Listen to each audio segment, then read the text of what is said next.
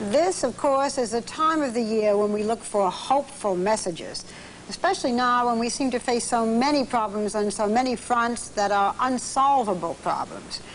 Tonight, we're pleased to bring you a story that says there is reason for hope. Solutions do exist. As is often the case with stories like this, it's the determination of a few individuals makes all the difference. Tom Jarrell tells how they responded to a community in critical condition. Broadway and Myrtle, that's one of my offices. I'm going to help. Thursday night in late summer, during a routine interview with New York City Police Lieutenant Anthony Holmes, his radio squawks with emergency traffic. Got a guy with a gun. They got one under arrest, and now they're looking for a second one. So they call for help from additional police? Yeah, we're only talking a couple blocks away from here, too. Violent crime is a nightly routine here in Bedford-Stuyvesant in Brooklyn, New York. The streets are often littered with victims of drug violence and random gunfire. Police estimate there are more than 250 crack houses in less than 1 square mile. For those looking in from the outside, this appears to be a place without hope. But there's another face to this neighborhood. These are also the streets of Bedford-Stuyvesant, where children grow up trying to live a normal life in a sometimes dangerous environment. Homeowners still take pride in their houses. There's still plenty of old-timers whose roots here go back for generations. They refuse to give their neighborhood up. My family heritage is right here in Bedford-Stuyvesant. I grew up here. I went to PS 25. Junior high school 57. Why should I move out of this community because a lot of people that are up to no good are trying to take over the streets? 2 years ago, Rocky Robinson decided he had to do something to fight for the streets he grew up on. This veteran emergency medical technician got together with his partner, Joe Perez, and founded the Bedford-Stuyvesant Volunteer Ambulance Corps. They were tired of watching people die in their neighborhood because city ambulances often arrive too late or not at all. We started in an abandoned building with no toilet, no facilities, no running water. We had to operate during daylight hours because we had no electricity in the place. However, one thing we did have, and that was the desire to help our neighbors. Their first emergency vehicle remains in service. Sometimes, on this day, the front wheel fell off Rocky's old Chevrolet. Eventually, they did get ambulances donated and set up shop in a trailer on an abandoned lot. The drug dealers in the crack house next door threatened to burn them down, but they toughed it out. The volunteers had to earn respect in this skeptical community, and they did it by mending one injured body after another. He was bleeding pretty bad from the side. And if it wasn't for them, to help me, I could have bled to death out in the street. I could have dropped out, I could have died, anything.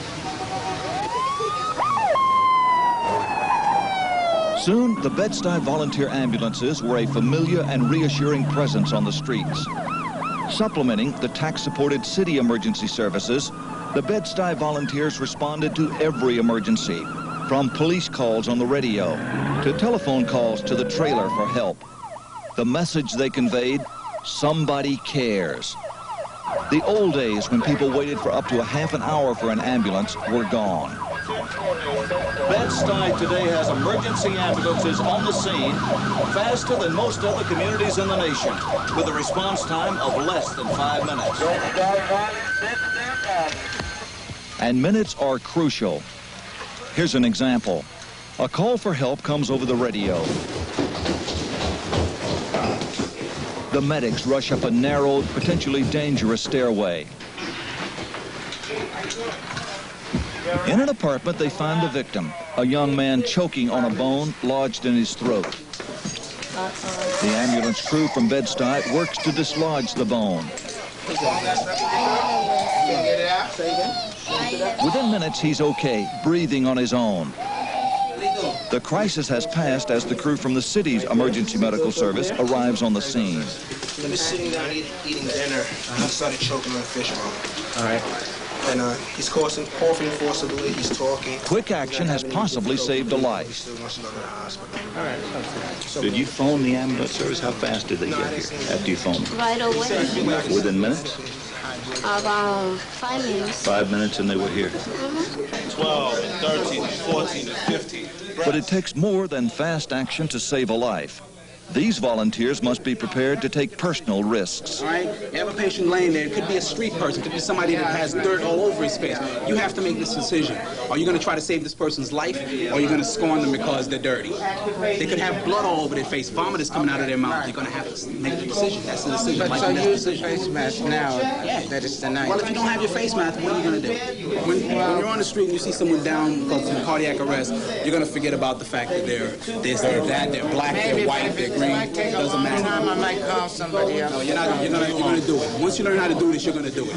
As the demand grew for more medical services, so did the need to train a growing corps of dedicated volunteers. That whole process that you're going through with that look, listen, and feel, that's for the ABCs, though, right? Now, what's ABC? Airway, breathing, and circulation. Okay. Don't forget, if you press on the xiphoid process, that will lacerate the liver. The job of such specialized training fell to Joe Perez, an accredited EMT instructor. The result? Lives were now being saved in more ways than one. Bed-Stuy residents, many of whom had never held jobs before, were getting the training and hands-on experience that could lead to a well-paid career. A lot of people felt that it was out of their range.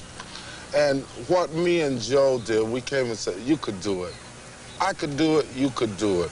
All it takes is perseverance, studying, and desire to learn. You're going to make the next left as soon as you can. Okay, you can give it more gas. You know, if you More would have gas, just told like that. me 2 years ago that I would be driving an ambulance and an EMT, there was no way I would have believed it. Debbie Crawford is a 2-year veteran of the Bed-Stuy Ambulance Corps. Once she learns to drive the ambulances, she'll be eligible for a paid job with the city. She has 7 children, 5 of her own and 2 foster children, all of whom proudly wear the red of the volunteer ambulance service. If this training works out, it's your ticket off of public assistance, off of welfare. What does that mean to you personally? I hope to be setting an example for my children. You know, just because they grew up and I was on public assistance doesn't mean that it has to be this way. I know it took me a long time to do something, but thank God I'm finally doing it.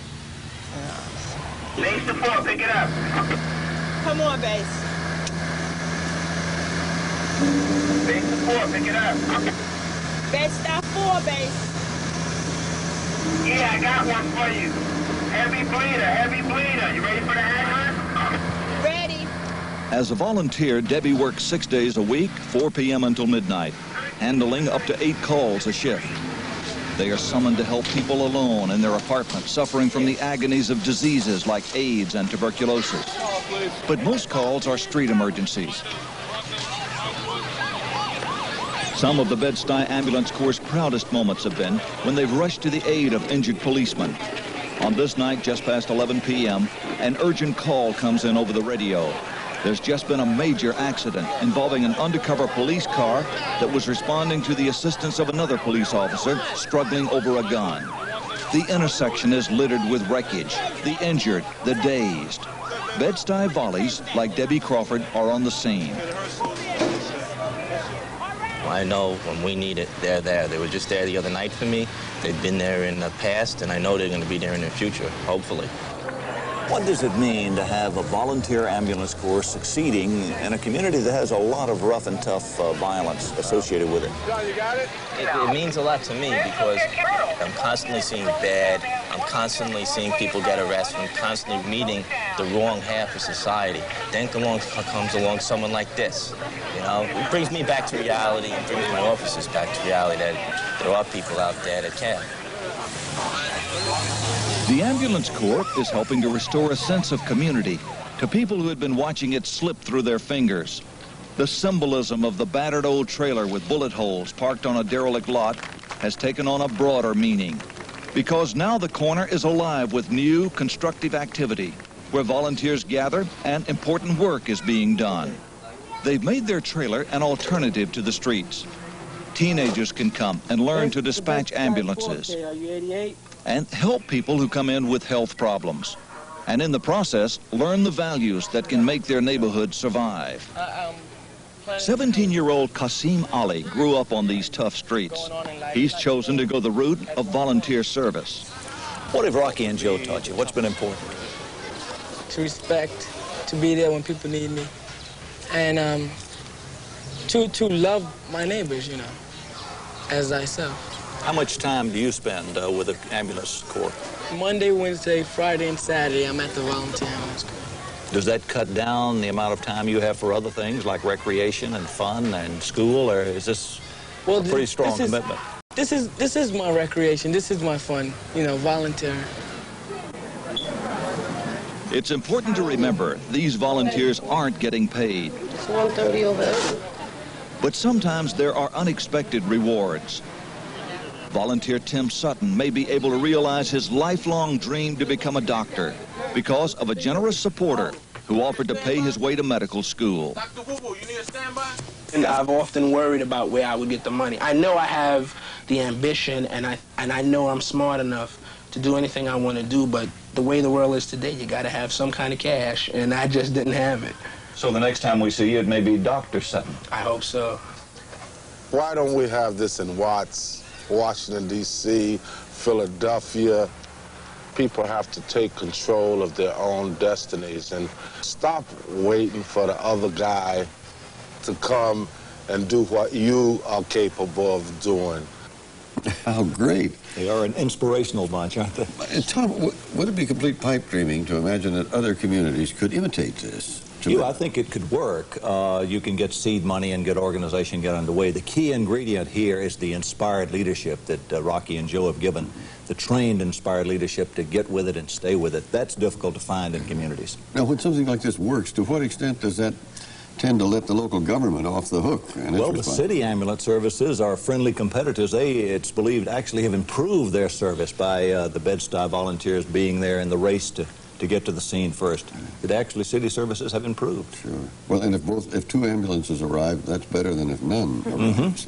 And when they do, they work it out very nicely. Very good. Thank you, Tom. Right.